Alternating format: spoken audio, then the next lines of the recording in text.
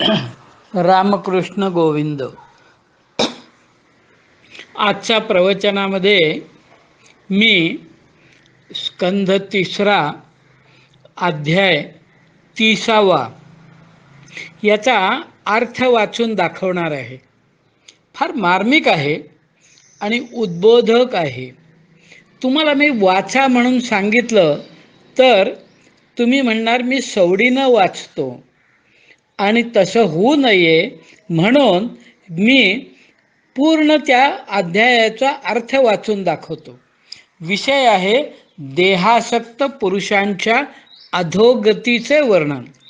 आपण आधी देहासक्त आहोत का, आणि असलो तर आपल्याला ते मान्य आहे का, आणि असं जर असेल तर आपली गती काय, याचं वर्णन या अध्यायात केलेलं आहे. या वाचनाकडे जाण्यापूर्वी मी तुम्हाला विचारतो, आज आज म्हणजे प्रवचनाच्या दिवशी आज हे प्रवचन तुम्हाला उद्याला ऐकायला मिळेल, पण आज 9 तारखेला एकादशी आहे. तुम्ही गीता वाचली का हो? गीता गुगलमध्ये माझं नाव टाईप करा, तुम्हाला गीता म्हटलेली ऐकायला येईल. तुम्ही ती लावा, कानाने ऐका, समोर गीतेचं पुस्तक ठेवा, त्याच्यावरून डोळे फिरवा आणि तोंडाने म्हणा. कान, डोळे आणि तोंड 3 माध्यमातून गीतेचा उच्चार करा. 3 तास लागतात. 3 तास अगदी शांतपणे म्हटलेलं आहे. 3 तास मी सलगतेने वेळ काढला. ओळीने पूर्ण 18 अध्याय वाचले. तुम्ही खूप बिझी असाल, ठीक आहे, सलगतेने 3 तास काढू नका.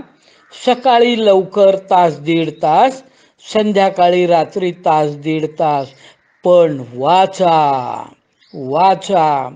तुम्ही 15 दिवसातून येणाऱ्या एका एकादशीला 18 अध्याय गीतेचे काय वाचायला अडचण आहे? तुम्ही काय पंतप्रधान मोदींच्या पेक्षा बिझी आहात? एवढा वेळ काढता येत नाही? काय आहे सांगू का?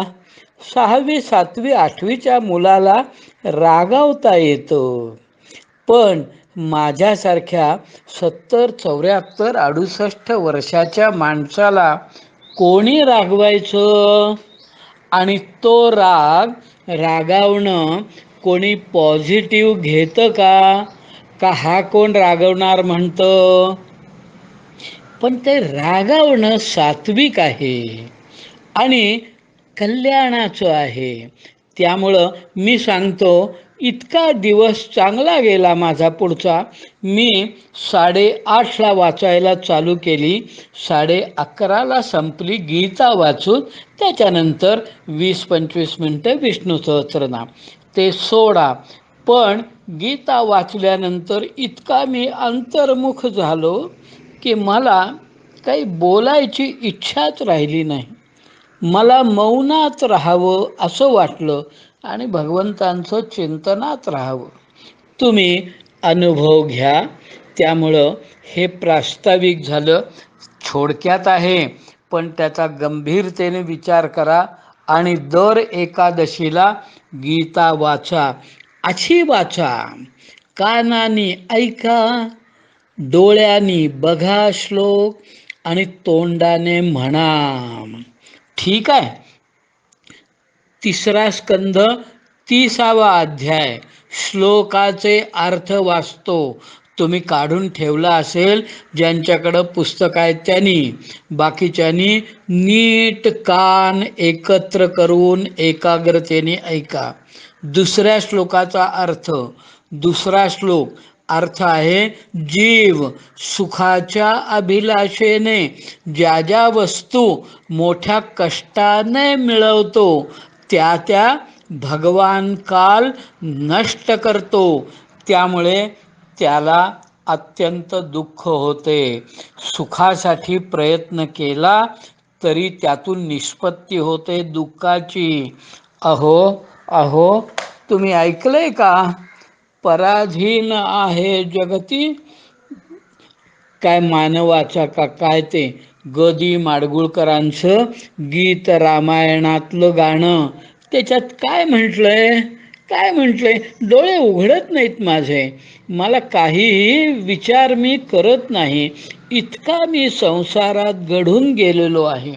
तो जो संसार करतो ना मी, त्या संसाराबद्दल माडगुळकर पराधीन आहे जगती, हे प्रवचन झाल्यानंतर हे गाणं ऐका.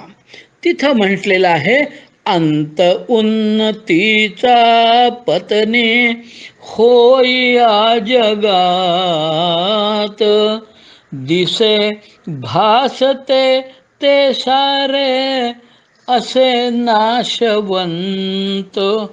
अहो, उन्नतीचा सुद्धा शेवटी अंत आहे, असं गदिमा म्हणतात. ते आधुनिक काळातले वाल्मिकी होत. इथं काय म्हटलंय? सुखाच्या अभिलाषेने मी जे जे गोळा करतो, जे जे गोळा करतो, त्याचा त्याचा भगवान काल नाश करतात आणि त्यामुळं पदरी येतं दुःख.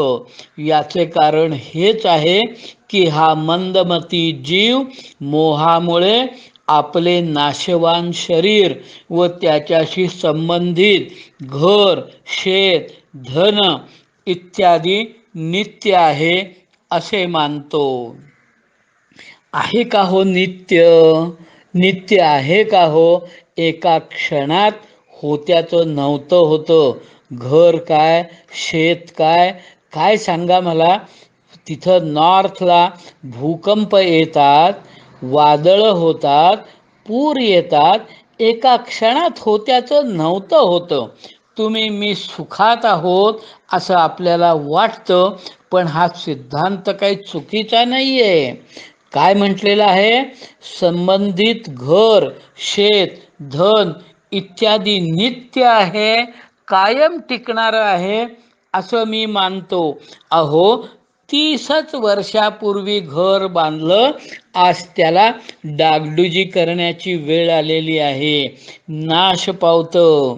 आणि या संसारात हा जीव ज्या ज्या योनीत जन्म घेतो त्यातच आनंद मानू लागतो आणि त्यापासून विरक्त होत नाही. हा भगवंतांच्या मायेने असा मोहित होतो की कर्माप्रमाणे नरकातल्या योनीमध्ये जन्म घेऊनही येथील विष्ठा आदी तुच्छ भोगांमध्ये सुख मानल्या कारणाने ती योनी सोडू इच्छित नाही. पुढच्या अध्यायात आहे, फार कष्ट होतात, फार कष्ट होतात. जीव हा देह मृत्यूसमयी सोडायला तयार नसतो. मी सांगतो त्याच्यावर 100% विश्वास ठेवा. 100% जीव मृत्यूकाळी हा देह सोडून जाण्याला तयार नसतो. ते सो कॉल्ड कोणीतरी यमदूत म्हणा किंवा प्राणहरण करणारं तत्व ते जीव घेऊन जायला बघतात. अशी त्या दोघांच्या मध्ये इतकी रस्सीखेच होते की त्याचा मला भयंकर त्रास होतो, भयंकर त्रास होतो. पण काय आहे, याची स्मृती नसल्यामुळं मी उद्दामपणे संसारात गर्क झालेलो आहे. 6व्या अध्यायाचा अर्थ, हा मूर्ख आपले शरीर, स्त्री, पुत्र, ग्रह, पशु, धन आणि बांधवांमध्ये आसक्त होऊन त्यांच्या संबंधात अनेक प्रकारचे मनोरथ करीत स्वतःला मोठा भाग्यशाली समजतो. मी जाणार आहे, शरीराला दुःख आहे, देहाला अंत आहे हे जाणतच नाही. मी कोण आहे, माझं खरं स्वरूप काय हे जाणण्याचा तो प्रयत्नच करत नाही आणि यामध्ये तो स्वतःला भाग्यशाली समजतो. त्याच्या पालन पोषणाच्या चिंतेने यांचे संपूर्ण अंग काळजीने जळत असते.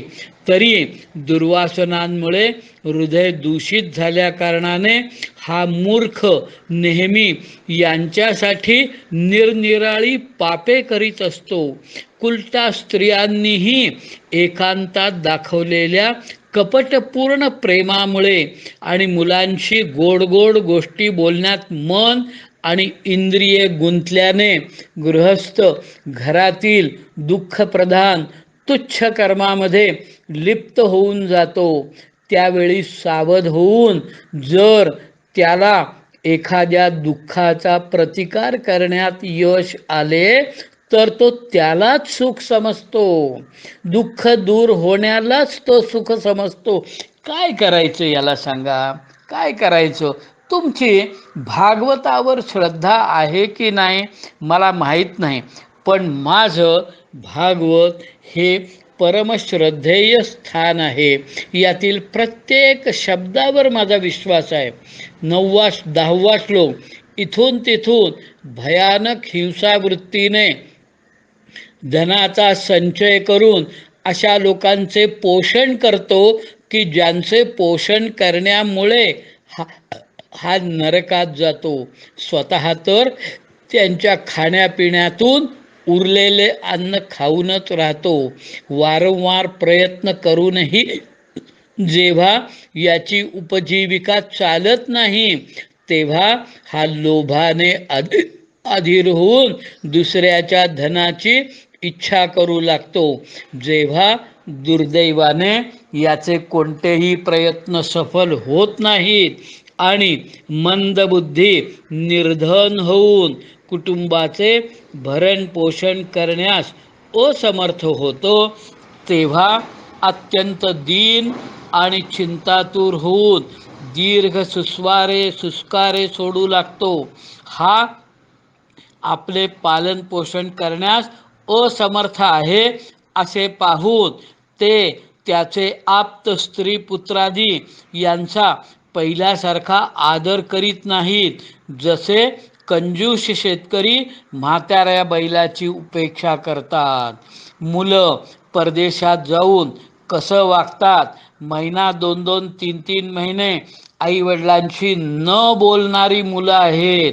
त्यांना जीवापाड कष्ट उठवून त्यांना मोठं केलेले आईवडील शेवटी रडतात. कंजूस शेतकरी म्हाताऱ्या बैलाची उपेक्षा करतो तशी उपेक्षा पदरी येते. एवढे होऊनही त्याला वैराग्य येत नाही. एवढं होऊनही गीता वाचावी असं वाटत नाही. ज्यांचे याने स्वतः पालन केले होते तेच आता याचे पालन करतात. वृद्धावस्था आल्या कारणाने हा कुरूप होतो. शरीर रोगी बनते. जठराग्नी मंद होतो. भोजन आणि पुरुषार्थ दोन्हीही कमी होतात. तो मरणोन्मुख अवस्थेत घरी पडून राहतो आणि कुत्र्याप्रमाणे स्त्री पुत्रादिकांनी अपमानपूर्वक दिलेले अन्न खाऊन उदरनिर्वाह करतो. काय ही माणसाची गत आहे. कुत्र्याचं आयुष्य जगायची वेळ येते जर संसारात आसक्ती असेल तर. मृत्यू समय जवळ आल्या कारणाने वाताचे उत्क्रमण होऊन डोळ्यांची बुबुळे बाहेर येतात. श्वासनलिका कफामुळे चोंदून जाते. खोकताना आणि श्वासोच्छ्वास करताना याला मोठे कष्ट होतात. तसेच कफ वाढल्याने कंठामध्ये घरघर होऊ लागते. शोकाकुल नातलगाने घेरलेला हा पडून राहतो आणि मृत्यूपाशात बांधला गेल्याने त्यांनी बोलावूनही काही बोलत नाही. तुम्हाला माहिती आहे का हो, ऐकलंय का? तुम्ही झोपलेले आहात, कल्पना करा, गुंगीत आहात. तुम्हाला मुलगा सांगतो, अहो बाबा अमुक अमुक काका आले, अमुक अमुक आत्या आली आहे, ओळखलं का, दिसलं का? काय अवस्था ही, काय अवस्था ही. कुणी बोलावूनही काही बोलत नाही. अशा प्रकारे जो मूर्ख मनुष्य इंद्रियांवर विजय न मिळवता नेहमी कुटुंबाचे पालन पोषण करण्यातच व्यग्र राहतो, तो रडणाऱ्या स्वजनांमध्ये अत्यंत वेदनाने बेशुद्ध होऊन मृत्यूला प्राप्त होतो. तुम्हाला मला सांगा, अशा प्रकारचा मृत्यू हवाय का हो? पुढं 19वा श्लोक. यावेळी त्याला नेण्यासाठी अतिभयंकर आणि रागाने डोळे लाल झालेले जे 2 यमदूत येतात, त्यांना बघून हा भयाने मलमूत्र त्याग करू लागतो. एक गोष्ट लक्षात ठेवा, मृत्यूसमयी मलत्याग करी होतो, नाहीतर मूत्रत्याग तरी होतो. यावरून तरी तुम्ही या श्लोकाच्या म्हणण्यातल्या अर्थाची सत्यता जाणा. कोणीतरी असेल ना हो, तुम्ही त्याला यमदूत म्हणा, यमदूत म्हणू नका, लाल डोळ्याचे म्हणा, काय जे वर्ण असेल ते, पण तुमचा प्राण हरण करण्यासाठी कुठली तरी तत्व येतात. तुम्ही देह सोडायला देहात इतके आसक्त असता की देह सोडू इच्छित नाही. ते तर तुम्हाला फास लावून ओढून घेतात, ते ओढतात, तुम्ही चिकटून बसता देहाला. ही ही रस्सी खेच फार फार त्रासदायक होते, पण त्यावेळेला काहीही करण्यासारखं नसतं. 20वा श्लोक. ते यमदूत त्याला यातना देहात टाकतात. काहीतरी असेल ना हो, मी केलेल्या पापाची शिक्षा मिळण्यासाठी इथं म्हटलेलं आहे, ते त्याला यातना देहात टाकतात. तुमचा भागवतावर विश्वास असावा असं मी गृहीत धरतो, आणि त्या दृष्टीनं मृत्यूनंतर काहीतरी यातना देह म्हणून आहे, आणि तो देह भयंकर वेदना सहन करतो. काय म्हटलेलं आहे? ते यमदूत त्याला यातना देहात टाकतात, आणि नंतर शिपाई एखाद्या अपराधाला घेऊन जातात, त्याप्रमाणे त्याच्या गळ्यात दोरी बांधून बळजबरीने यमलोकीच्या दीर्घ सफरीवर त्याला घेऊन जातात. त्यांच्या म्हणजे यमदूतांच्या दरडावण्याने याचे हृदय विदीर्ण होते आणि शरीर थरथरा कापू लागते. वाटेत कुत्री त्याचे लचके तोडतात. त्यावेळी आपण केलेल्या पापांचे स्मरण करून तो व्याकुळ होतो. काहीतरी सिस्टीम असेल ना हो. आपल्या जिवंतपणात सुद्धा आपल्याला दुःख, यातना, आपण केलेल्या कर्माबद्दलच्या यातना हे भोगाव्या लागतात.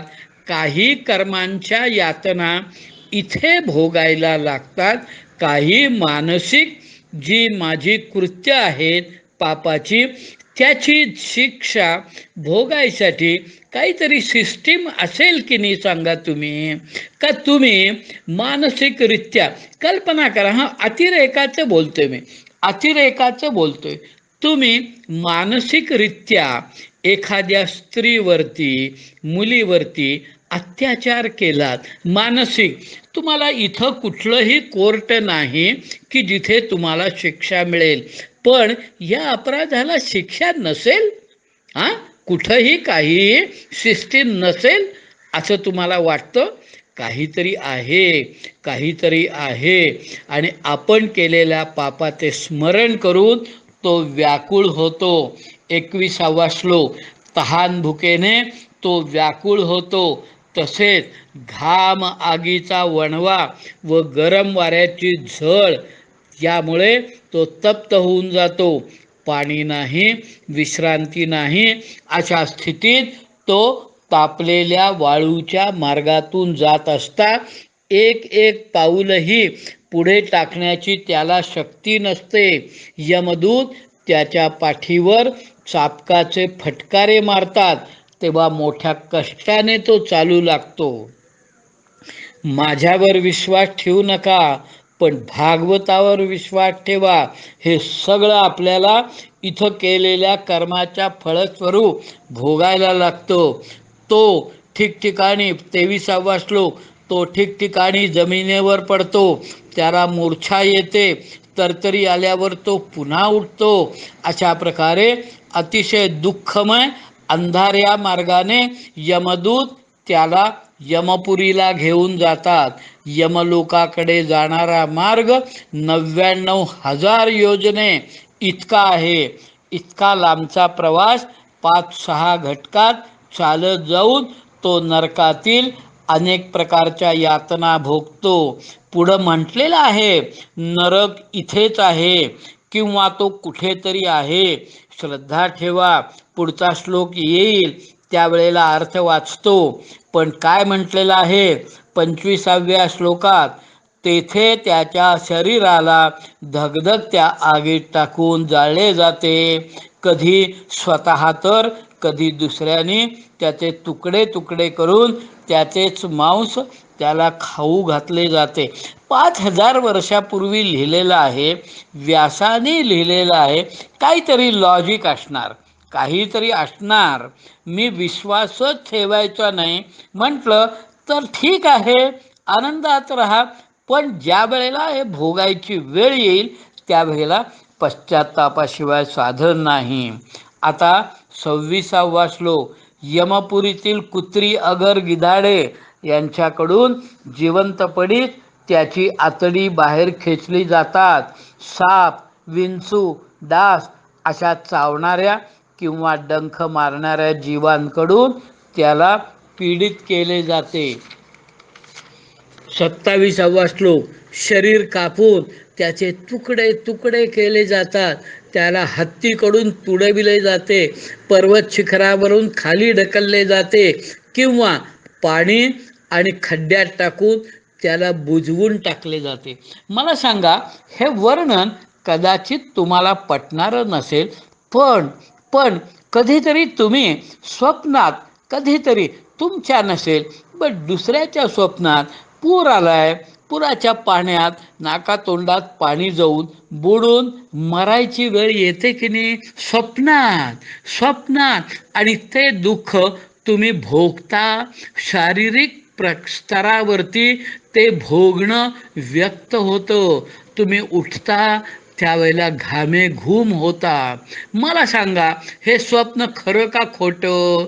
मी सांगतो, तुम्ही म्हणाल स्वप्न 100% खोटं, पण त्याचा शारीरिक स्तरावरती परिणाम होतो हे तुम्ही अमान्य करू शकत नाही. हे जसं आहे तसं यातनामय देह मिळतो आणि त्या यातनामय देहात हे सगळं मला भोगायला लागतं. यावर तुमचा विश्वास का नाही? पुढचा 28वा श्लोक, या सर्व यातना तसेच अशा प्रकारचे तामिस्त्र, अंधतामिस्त्र, रौरव इत्यादी नरकांच्या अनेक यातना स्त्री असो वा पुरुष त्या जीवाला परस्परांच्या संसर्गाने होणाऱ्या पापांमुळे भोगाव्याच लागतात. हे माते, काही लोकांचे ऐका बघा. हे व्यास म्हणतात, हे माते, काही लोकांचे असे म्हणणे आहे की स्वर्ग आणि नरक तर याच लोकी आहे, कारण ज्या नरक यातना आहेत त्या इथेही दिसतात. अशा प्रकारे अनेक कष्ट भोगून आपल्या कुटुंबाचे पालन करणारा आणि फक्त आपलेच पोट भरणारा पुरुष ते कुटुंब आणि शरीर या दोघांनाही सोडून मेल्यानंतर आपण केलेल्या पापांचे असे फळ भोगतो. इति भागवत.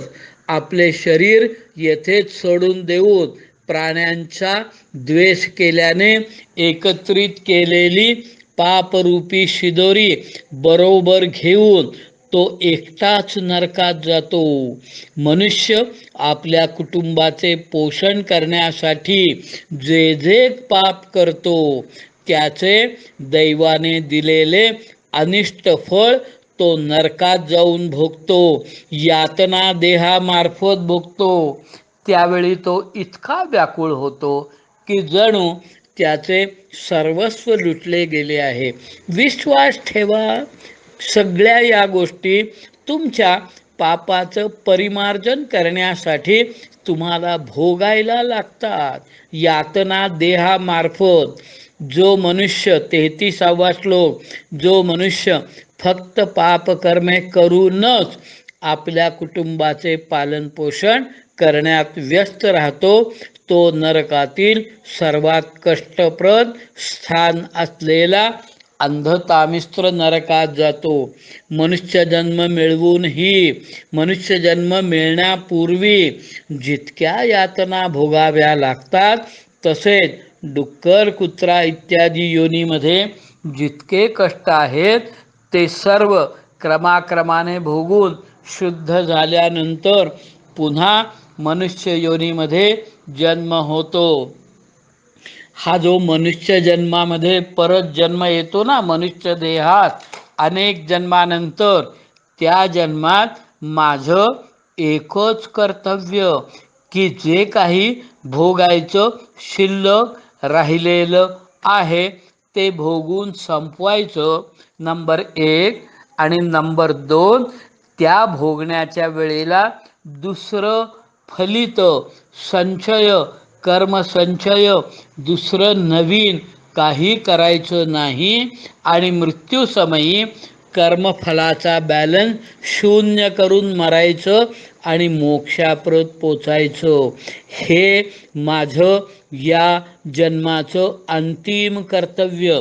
मागचं संपवायचं, पुढचं काही निर्माण करायचं नाही, पाठीकोरी करून मी मृत्यू पारवायचो. पण त्याऐवजी मागचं मी संपवायचं तर राहिलंच बाजूला, मी प्रचंड नवीन कर्मफल तयार करतो आसक्तीमुळं. आणि मी परत या सगळ्या चक्रात पडून एवढं सगळं भोगून परत अनेक जन्मानंतर मनुष्य जन्माला येतो. या जन्मात आल्यानंतर काय करायचं, पाठीकोरी करायची, ते परत विसरतो, परत अनेक जन्माच्या चक्रात सापडतो. हे फार दुःखप्रद आहे हो, फार दुःखप्रद आहे. आणि ही जी संधी मिळालेली आहे मनुष्य जन्माची, आणि आपण आजपर्यंत केला प्रयत्न का नाही हे आपण ठरवायचं. पण अजूनही आपण जिवंत आहोत आणि आपल्याला भागवतासारख्या ग्रंथाचा आधार मिळालेला आहे. अजूनही आपण सावध व्हावं आणि या जन्मातून सुटण्याचा पराकाष्ठेचा प्रयत्न करावा, पराकाष्ठेचा प्रयत्न करावा. ठीक आहे, अध्याय तुम्ही मी वाचला, थोडासा काळाच्या वेळेच्या बंधनानुसार गडबडीत वाचला असेल, तुम्ही परत 2-3 वेळा वाचा. आणि आता मी काय सांगतो ते ऐका.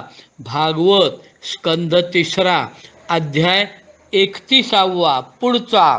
या अध्यायातील तुम्ही पहिले 1 ते 11 श्लोक वाचा, अर्थ वाचा. तुम्हाला पटतो का बघा. पटतो का म्हणजे वैचारिकरित्या नव्हे, वैज्ञानिक दृष्टिकोनातून, डॉक्टरांच्या भूमिकेतून यात सांगितलेलं सगळं सत्य आहे की नाही याचा पडताळा करा. आणि उद्याला म्हणजे परवाच्या दिवशी सोमवारी आपण या विषयावर, या अध्यायावर बोलू. अध्यायाचं शीर्षक आहे मनुष्ययोनी प्राप्त झालेल्या जीवाच्या गतीचे वर्णन. वाचा, त्यातल्या महत्त्वाच्या मुद्द्यांवर अंडरलाईन करा आणि मग आपण उद्या नाही परवाच्या दिवशी यावर चर्चा करू. ठीक आहे. रामकृष्ण गोविंद.